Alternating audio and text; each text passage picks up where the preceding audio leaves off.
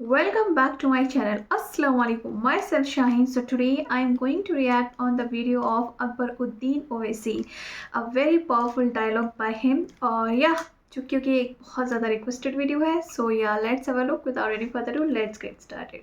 बड़े बड़े बातें करे थे, 26 इंच का सीना, फुला 56 इंच।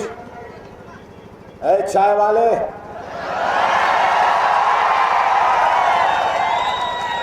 56 इंच का सीना रखने से कुछ नहीं होता, 4 इंच का दिल रख ले तो वो मर्द कहलाता है।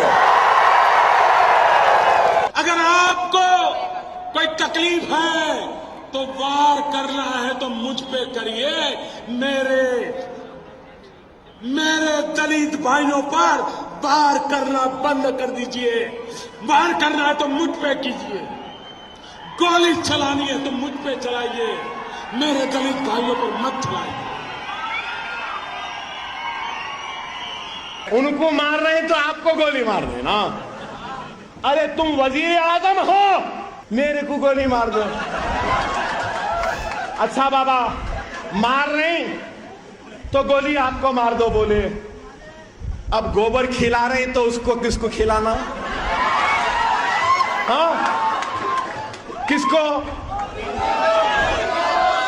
भाई? मैं कुछ नहीं कह रहा हूं। मुसलमान 4-4 बच्चे पैदा कर रहे हैं, 8-8 बच्चे पैदा करो तुम भी। मुसलमान के 4-4 बीवियां तुम भी करो, किसने रोका? अब वो अलग बात है, तुमको एक को नहीं संभाल रहे, हम 4 को संभाल सकते हैं। अरे हिंदुस्तान की पहचान हिंदुइज्म नहीं है, मुस्लिमिज्म नहीं है, सिखिज्म नहीं है, पारसीइज्म नहीं है, क्रिश्चियनिज्म नहीं है। हिंदुस्तान की पहचान हिंदुस्तान का सेक्युलरिज्म है। मैं कहूंगा कि हिंदुस्तान का सबसे बड़ा झूठा, सबसे बड़ा धोखेबाज, सबसे बड़ा अदाकार, सबसे बड़ा कातिल अगर कोई है तो वह Narendra Modi.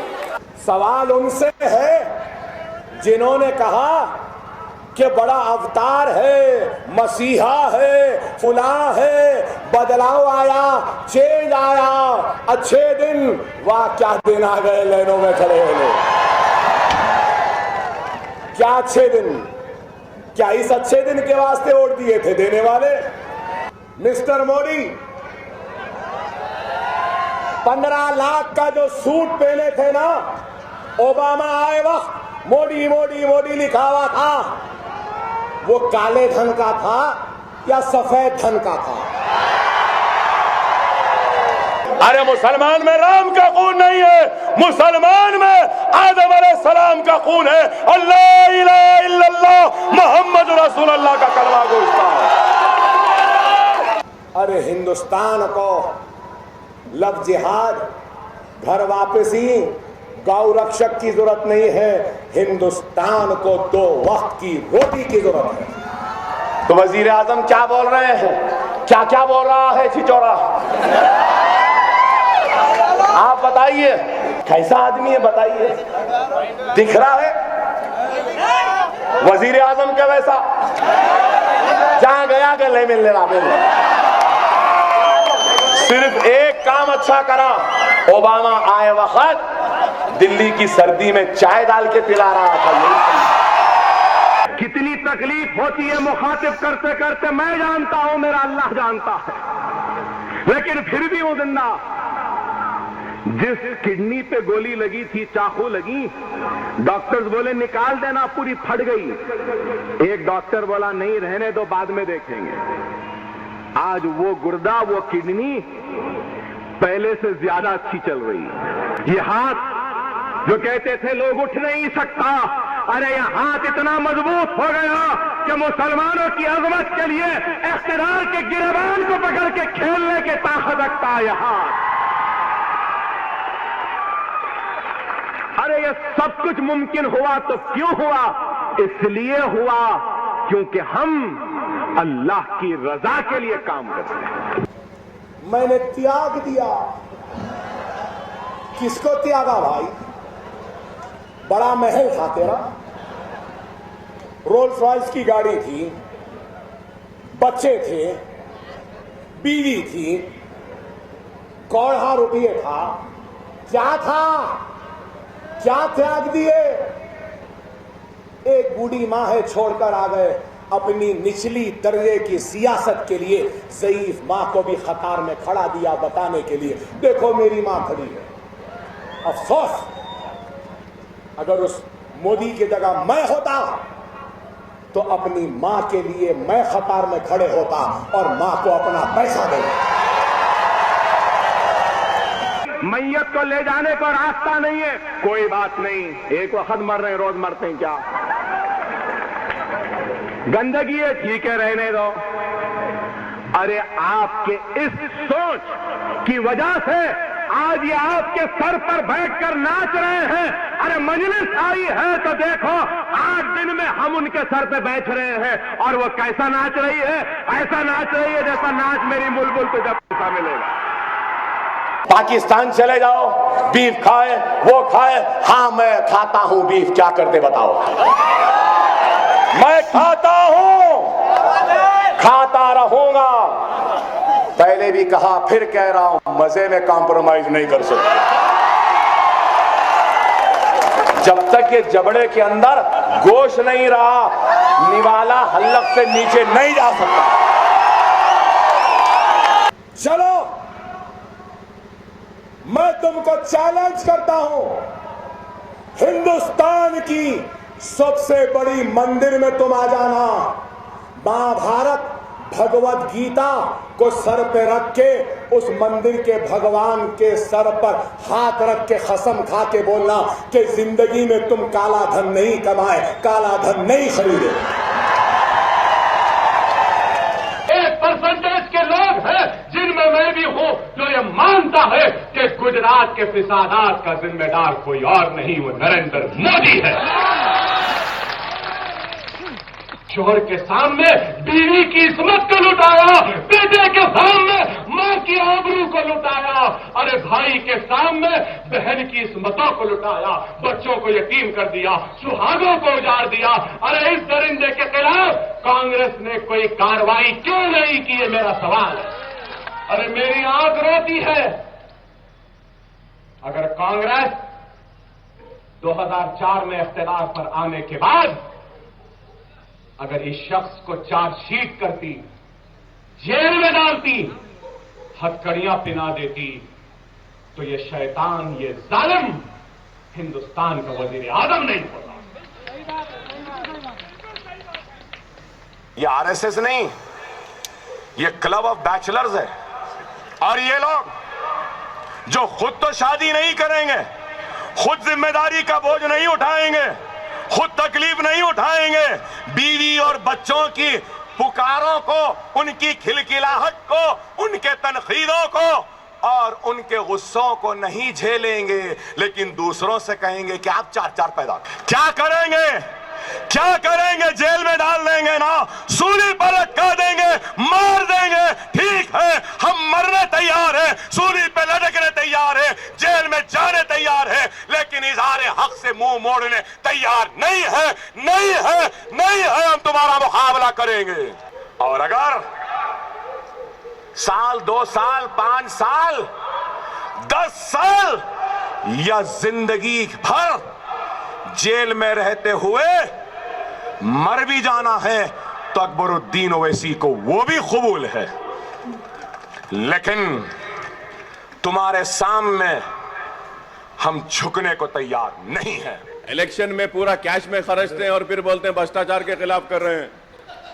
And I'm sure now the BJP will make the election campaign payment on Paytm. I think, I'm sure. Mr. Modi will make a payment in UP election by Paytm or Jio banking. Of course. ये तो ऐसी हो गया हथेली में जन्नत दिखाना।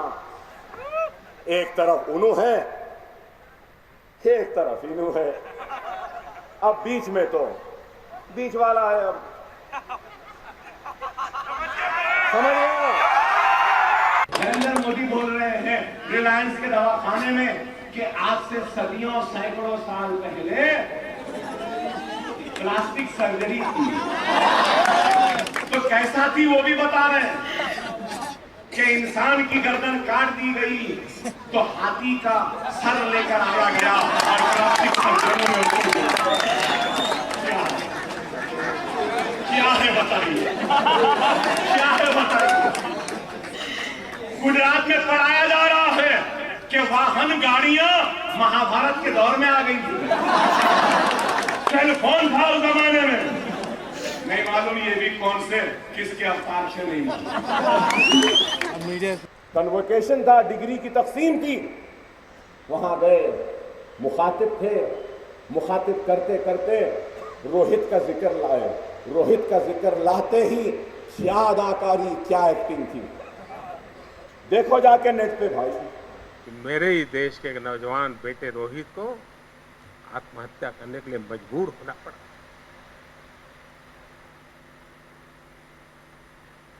रोहित बोल के रुक गए 2 मिनट, फिर खामोश, फिर यूं ऐसा, फिर उसके बाद आप बताइए, हर उसमें एक्टिंग। लेकिन वजीर आजम हिंदुस्तान, मैं पूछना चाहता हूं, अखलाक के घर में घुसकर झूठे इल्जाम के तहत अखलाक को मार दिया, उसके बेटे को जख्मी कर दिया, उसके बूढ़ी मां को तमाचा मार के नीचे गिरा दिए, अखलाक मर गया, उसका भाई दवाखाने में जिंदगी और मौत की कशमकश में था। उस वक्त वजीर आजम तुम्हारी जबान न जब खुली और अब तक भी नहीं खुली। मोहन भागवत कहता है कि मुसलमानों के रगों में राम का खून है। नरेंद्र मोदी, तुम्हारा और तुम्हारी हुकूमत का क्या मौक़िफ़ है? मोहन भागवत के खिलाफ क्या कार्रवाई करने वाले हो? मेरा यह सवाल है। हिंदुस्तान के हुक्मरानों, क्या तुमको शर्म नहीं आई? अगर जर्री भी शर्म है तो चूल्हे भर पानी में डूब मरो। एक बाहर के मुल्क का सदर आकर हमको किस तरीके से मुल्क को चलाना चाहिए कहकर चला जाता है। शर्म की बात है। इख्तियार मिला तो हुकूमत करना भी नहीं आया। ये तो नॉन रेजिडेंट प्राइम मिनिस्टर हो गया, बस घूम रहा है। हमारे पास हैदराबाद में उर्दू में बोलते हैं, पता नहीं यहां भी बोलते या नहीं, कि नादीदे को मलीदा मिला तो फातिहा देने मुल्ला नहीं मिला। फिर ये भी बोलते हैं कि नए फकीर को भीख की जल्दी। एक नए फकीर को मौका मिल गया दुनिया फिरने का, देखने का, तो उताना पड़ा है, बस फिर रहा है। कहीं जाके ड्रम बजा रहा है, दौड़।